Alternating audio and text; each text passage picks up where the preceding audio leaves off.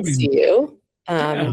Hard to believe that I only met you just, I guess it was just a month ago at Expo West, and you've only been a member since last year, but boy, you are the embodiment of a courageous leader, as is your company. So I'm going to read an intro here to Brad, just because I want to make sure I get all the great details right, and then dive into conversation. And I love seeing all the excited emojis just going wild. So Brad is the CEO of a company called True Earth. It's a company that's driven by a critical cause, and that is true lasting change that cares for your future. True Earth is on a mission to eliminate plastic waste and reimagine the way we care for our homes, starting with their innovative eco laundry sheets. Since becoming a member just 1 year ago in January 2025, True Earth has contributed more than 1 million in certified giving. That is awesome. Supporting environmental partners in the fight against hygiene poverty and marine plastic pollution. So a big warm welcome, which I see is already underway for our guest, Brad Liski. So welcome. Hey, thanks for having me. It's always hard to hear the good things that you do being showcased. So I appreciate that.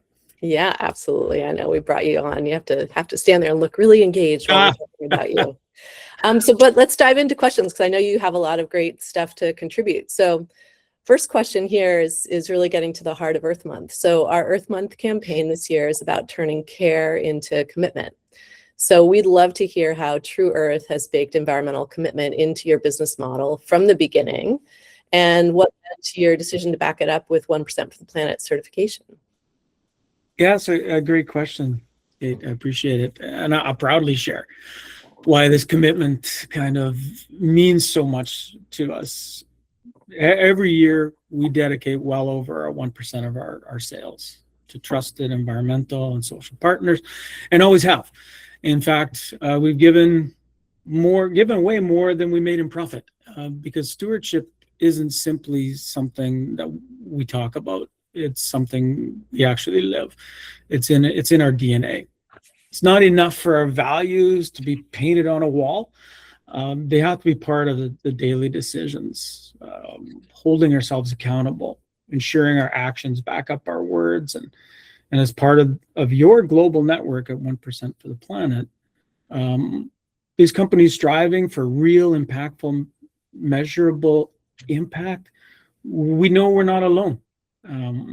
So being part of this group, together we can drive meaningful change. And as we've said many times, it takes many small hinges to swing this massive door of change, and even more so today.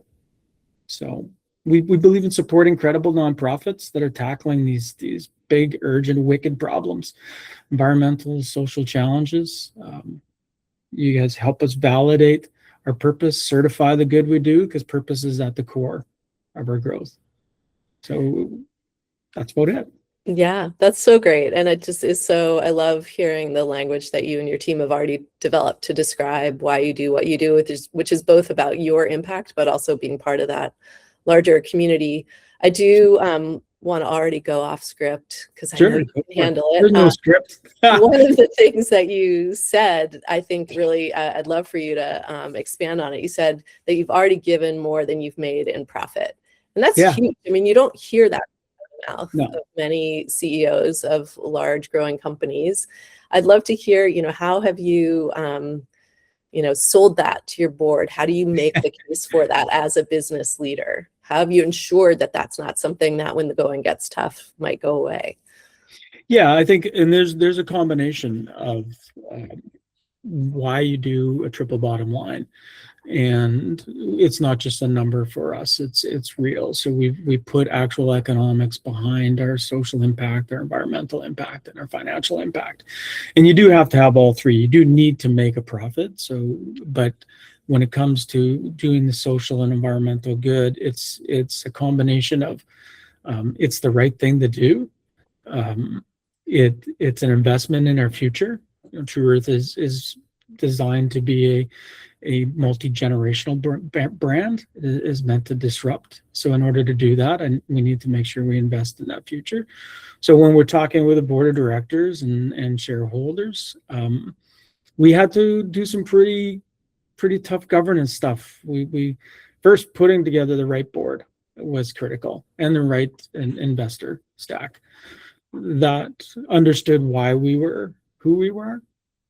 Then we went the extra distance and we registered as a public benefit corporation. So not just a B Corp, which we are certified B Corp, but also a registered public benefit corporation. And that gets reminded at the beginning of every board meeting that we have a fiduciary responsibility to social and environmental impact, that every decision that we make during that board meeting must affect our critical cause and that public benefit statement. Now we're surfacing that into the staff and into the crew. Sometimes people forget that we're a social venture, right? We're in the CPG world. We're supposed to be drive profits, right? Capitalism first. And I'm a capitalist through my entire career, but at the same time, this social venture is real, and we need to make sure that we give back in order to survive. That's great. And I really appreciate that you sort of use the word governance and describe some of the really nitty-gritty work. So I think it's important for the audience, whether you're a member or you're considering this, to know that the passion of doing this work almost always needs to be backed up with some, pretty detailed work. And the beauty of this community is it creates, partners and colleagues like Brad and others who have, rolled up their sleeves and done some of the work to figure out what are the kind of daily grind types of things that, that need to be done to ensure that this happens. And then also, one of the things that I think is so important is thinking about it at the board level and at so it'll be good to, get into that a little bit more. But I'd love to just talk about sort of the role that 1% for the Planet has played as kind of a partner in this, kind of really locking it down, putting the stakes down and what you're building. So businesses face a lot of uncertainty. And, since joining, I'd love to hear sort of how you have navigated that uncertainty and how 1% for the Planet surprised you as a partner in like how to sort of make your way forward. What have you learned through the 1% for the Planet network as you have like grown and led your business? Yeah, I'd say that also is a very poignant comment or question, and I have to say what's really surprised me since joining 1% for the Planet is just how quickly meaningful partnership opportunities have come up. Like truly the number of doors that have opened has far exceeded what I expected. Too often a company gets certified and then the only time there's a connection is when the bill is due for renewal. So what's made the biggest impression on me, I guess, is how genuinely collaborative the community is. Not just about making the connections, but about building real values-driven partnerships. We've always found ourselves working on new creative projects, which is something we hadn't anticipated. Being part of this network isn't just about giving back. It's about amplifying our impact together. Shared stories, platforms, collective actions, all of those things I did not expect when we went to just basically what I originally thought. We're just going to certify all the good we were already doing anyway. Give me the logo, I'm ready to go. But in reality, we really unpacked this entire network of value. And maybe let's drill into the ways that you've delivered that value, because you all have taken a really holistic, creative approach in giving through cash, through products, through employee volunteering. And how has that been a part of this, wonderful partnership landscape that you've built? Well, frankly, it comes back kind of down to basic human interaction. So just kind of listening, trying to understand what the nonprofits, what these partners and they're the experts in their communities. So what do they need? So how do we understand what we have that we can participate and help along with? So knowing that our customers come from many parts of the world, we need to have the partners that have the same kind of value alignment. So it's never about just a one-off donation. You buy, I give. It's about building some long-term reliable relationships that our partners can count on year after year. Take, for example, the Daily Bread Food Bank. They're a 1% for the planet environmental partner. And together, we've delivered like 5 million loads of laundry detergent over the last 5 years. So nearly helping 1 million people have clean clothes for at least a month. Hygiene poverty must end. And we feel that clean clothes is a human right. So that same approach applies to a 5-year partnership with Oceanwise. We've not only grown together, but become a founding partner of the U.S. Shoreline Cleanup Program. Another project we're really proud of is and they're also part of the 1% for the Planet Network. So we try to stay flexible, kick things off in small pilots and test projects, just be open-minded to what do they know that we don't, and put the ego on a shelf and try and just make, an impact. But we have to document them. I think this is one of the things, Kate, we talk about as to how to get the board on side. So every value partnership we have has a value exchange documented. What are we giving? What are we getting? So not from a selfish perspective, what's in it for me, but so that I can justify it. Because when the budget cuts come, and they always come, you better be able to justify every relationship you have and why. And especially the longer term ones, because sometimes they get a little bit questionable. New leadership wants to make change. So for us, the key to surviving these budget cuts and restructures is making sure we have this documentation as to why we're doing what we're doing with who.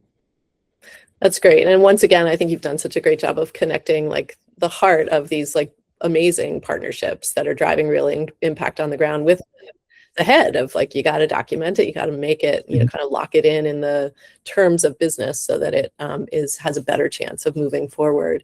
And I know that from the wonderful interactions I have had with some of your team members, so shout out to Anita and Kate, and I know there are others that we haven't met, but that they're behind a lot of bringing this to life on a day-to-day basis. So I'd love to have you just talk some about how your team has played a role in bringing 1% for the planet to life internally and how it's impacted your culture and employee engagement. Yeah, it's definitely, this is not the Brad show by any shape, the imagination. Our commitment wouldn't have the power it does without the people who live it every day. And yes, I agree. We have to give a huge shout out to Anita Spiller and Kate Hubers and also McKenna Liski, who originally created our need and put the pressure on me for all their passion and the dedication they bring. It's one thing to set a goal, but it's our team that makes it real by weaving our values into those daily decisions, ensuring that stewardship isn't just a slogan, but is part of our DNA. Their leadership has helped create a culture where accountability, transparency, purpose aren't just buzzwords, but they're actual like guideposts for how we work together and support our partners. So, and our commitment doesn't ride on the shoulders of these 3 amazing people. It sits squarely on the entire crew, the board of directors, the shareholders, even our value chain partners. Culture requires the entire village. And especially when you're talking about culture of disruption and change and doing good, that needs an entire village. We've had people who didn't quite get that we're a social culture, a social venture, and sometimes you got to vet them out quickly, and sometimes they don't get vetted out quickly. But we'll be rigorous at kind of ensuring that the people on the ship, which is the analogy we use, the crew we have, understand we are a social venture and we're moving forward in this direction. And during these uncertain times, we need that commitment even more than we did 5 years ago or even 1.5 years ago. Mm-hmm. And so again, it sounds like you're, coupling the power of the work with the sometimes really hard day-to-day work of building culture and accountability. And I think it's such a powerful thing to hear. And I know for those of us who are at Expo West, and got to share in that wonderful happy hour that your team hosted. We got a little taste of the magic. So, such a great engaged team that you've built. But can I build on that? Yeah, absolutely. Is that to watch that environment, if anyone was there, I got the luxury of sitting in the back and kind of watching people interact. And I watched how your team, B Corp's team, our team, and so many partners, hundreds of people that came in and out of that booth for that very short period of time, how they interacted in a really dark, deep time, right? There was some actual hope and joy that was shared. And I think that community is what we all need right now. 100% is what we need. So thank you for all that you guys are doing, because $186 million with an impact, like that's a ridiculous number. 1 billion as a target, like let's go. So just to reverse it around, our team isn't doing it alone. Well, and I think that's one of the core messages for all of us for Earth Month is that, each of us contributing in the ways that we can best contribute creates this incredible power that in these uncertain times, in these objectively hard times, is so, so important. It's never not important, but it's more important when it's the hardest, which is right now. And I think, again, Brad, you have been such a beacon of that. And picking up on something you said, again, going off script a little bit, but you've used the term disruptor. You've also talked about being a capitalist. And I think for me, it's important to say out loud, the opportunity we all have is to see that the system of capitalism has a lot of flexibility. It does not have to be used in some of the traditional ways that it has. And what you are embodying and what True Earth is doing is disrupting the kind of assumed ways that capitalism operates, doing things like becoming a public benefit corp, positioning yourself so that you are beholden to impact and not solely profit, and that can be a really good business model. So just wanted to connect some of those dots, because I think it is so important as we think about stepping in for the planet. The age of the trade-off is over. It's a both and. We can orient our businesses towards good, and that can be also a way that we're funding nonprofits who are working outside of the marketplace. So huge thanks to you. If you want to respond to that, you can. I just wanted to call that out, because I really do think it's so important. Yeah, I'll riff on it for a second, and that capitalism is really the parts of capitalism that are important, right? So understanding it's a loaded word, but financial excellence is as important as operational excellence and commercial excellence when you run an organization. And for us, it is a triple bottom line. It is math, and we took care of the environmental and the social probably more than we took care of the financial. And I had a very patient board, and I have very patient shareholders. And as we continue to go to that next level of an organization, our entrenchment of our ESG will be part of this movement. It's not going to be a thing that sits on the side of the desk that you fill out the reports and send it in.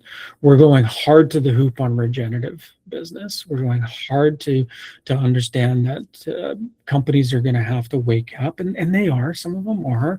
When their supply chain gets broken, all of a sudden ESG becomes important. So, and for whatever reason you come to the table, happy to have you at the table. But you're going to find that once you're here, it's a lot more fun to wake up in the morning knowing you're doing something good for the world. Yeah, absolutely.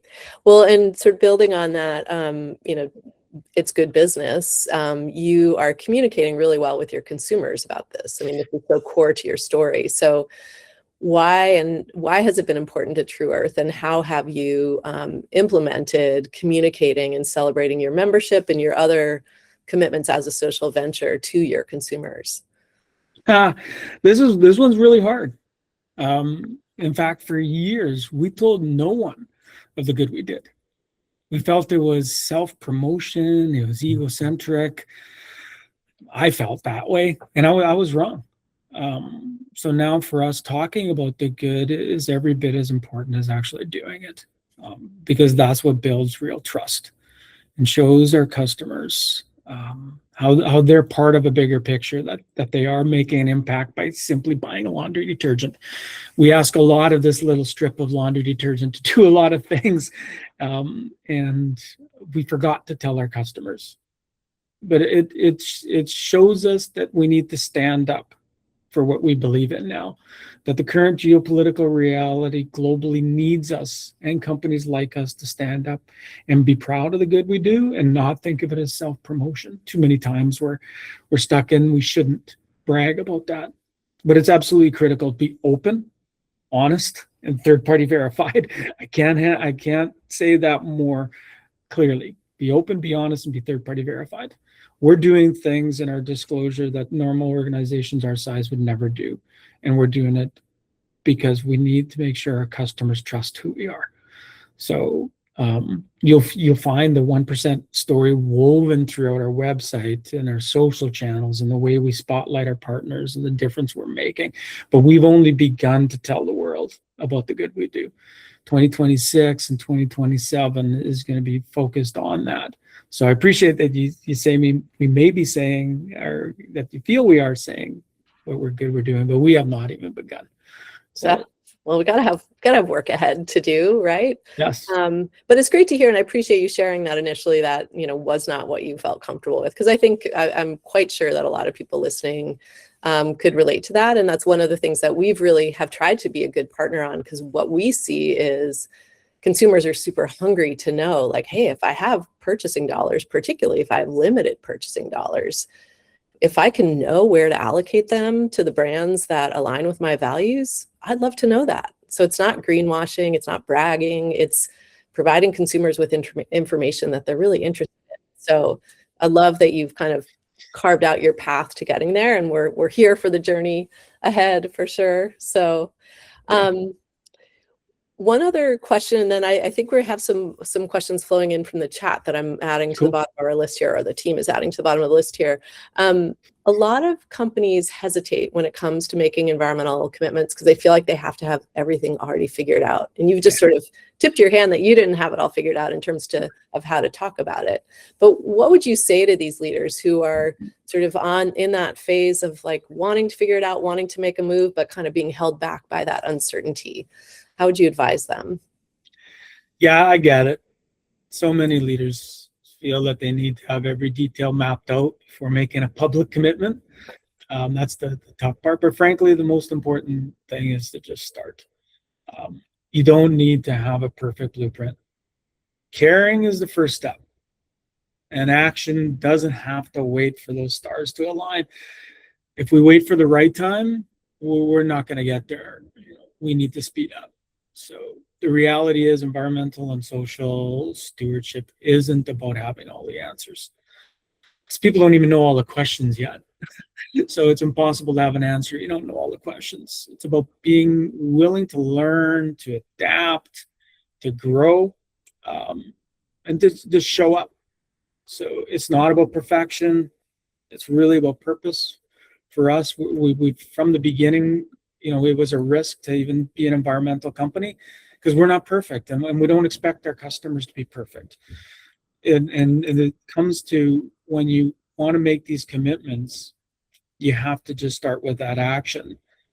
So the world doesn't need more silent intentions. We don't need any more 2050 goals and rhetoric. We need visible commitments, even if they're imperfect, even if you miss them, you need that commitment. And then the other side of it for the leaders is you're not alone.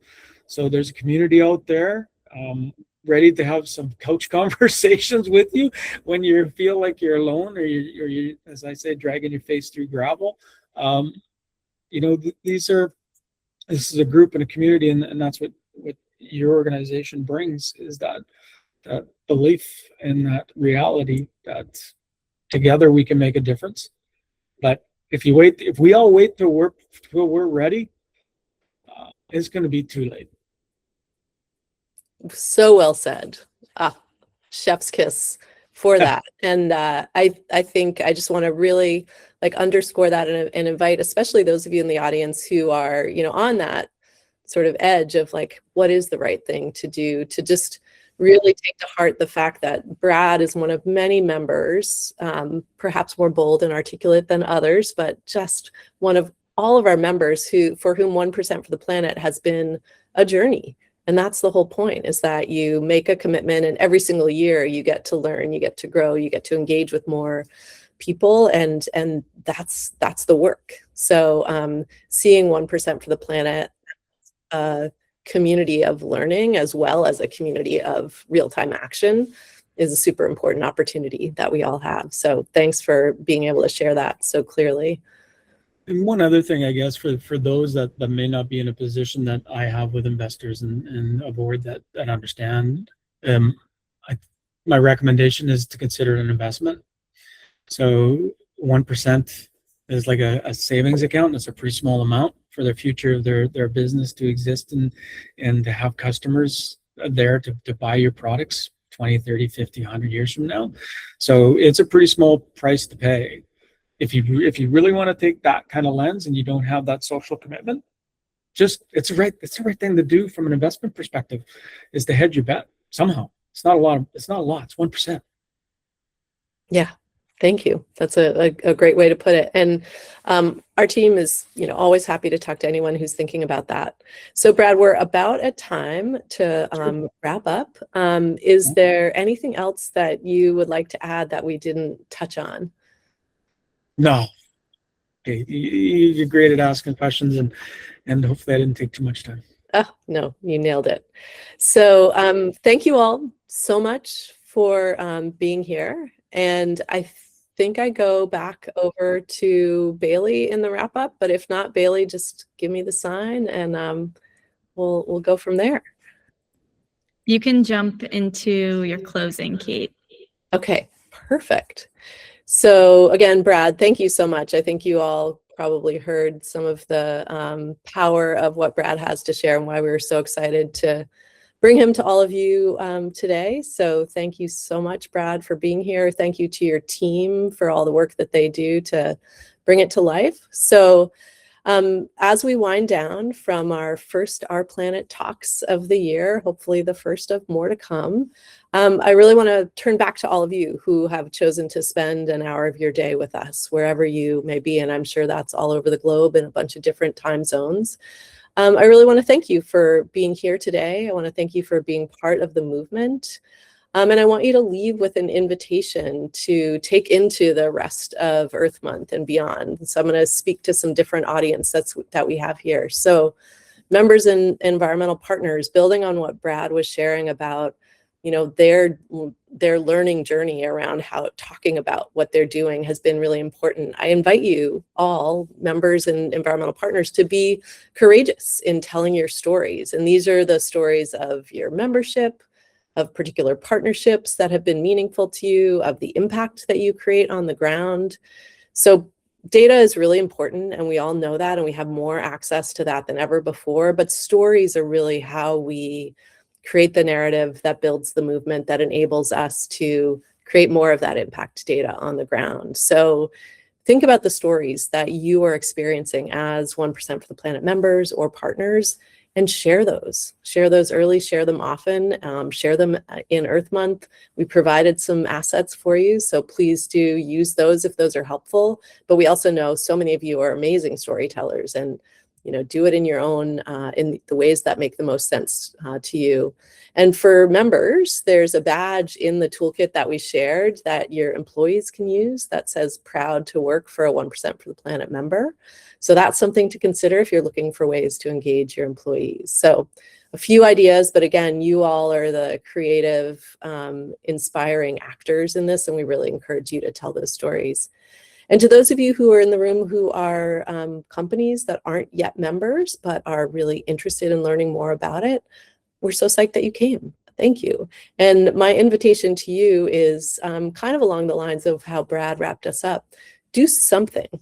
The 1% investment may be a step that you can take. Maybe you need to learn more and talk to some of the other members. We can introduce you if you want. Maybe you just need to get started writing down the values that you have, that you want to act on. Again, as we talked about, Brad and I talked about, there is no perfect solution. There's no perfect time. There's never going to be a moment when you have it all figured out, much as we all long for that. So making a commitment to move forward is super important. And one of the things I often think about is finding someone who can hold you to that commitment. So maybe coming out of today, find a business partner, a friend, someone who you can share your values with and who could say, I'm going to stay in this conversation with you as long as it takes to help you to figure out what the action is that you can take. So find an accountability buddy. And again, we are happy to answer any questions and be in touch with us. So Bailey has just dropped a link into our chat where you can fill out a simple form if you want to be in touch with us to learn more. I think Bailey has also dropped in the chat some of our staff names. I'm in touch with some of you already on LinkedIn. I welcome anyone to reach out to me on LinkedIn. We love to hear from you, and we respond to all the messages that we get. So thank you so much. And again, back to where we started, Earth Month is about taking action. It's also about building the movement that will take action beyond Earth Month, beyond Earth Day. So thank you for showing up, and thank you for really embodying the movement. That is what we need to get things done. Thank you so much for joining us. Have a great rest of your Earth Month and beyond.